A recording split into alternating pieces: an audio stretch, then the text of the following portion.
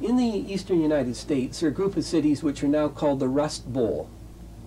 And those are the cities that were involved in the production of iron and steel and the fabrication of goods that came out of iron and steel. Now we know that in the automobile industries that they've moved away from iron to lighter metals, to composites of plastics and things of this nature, the products of the intelligence industries, if you like. And that has changed very much the nature of the demand. For those cities that were dependent on the production of those goods, they have closed mills, they have unemployment, they have people leaving. You get into a downward spiral because the store loses its trade, if you like, the doctor loses his patients, the accountant loses his customers, and when their economic base is undermined, they either go on to welfare or they leave and move to somewhere else where there are greater opportunities.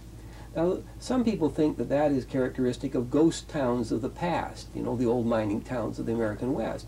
I'm telling you that we are talking about, in the eastern United States, cities of 1 million people plus that are hitting those kinds of things. Cities like Pittsburgh, Pennsylvania, which is a very, very large enterprise, and many others of the Akron, Ohios, and the Youngstowns, Ohios, and so forth that you can go through.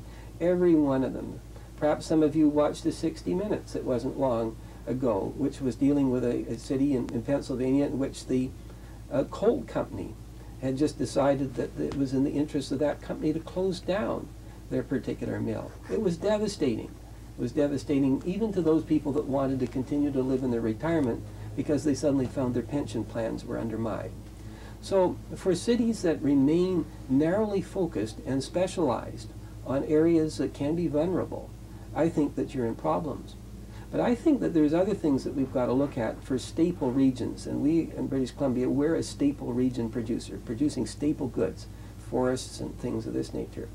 I like people to have a look at countries like Argentina that in 1947 had a similar population and a similar gross national product to Canada.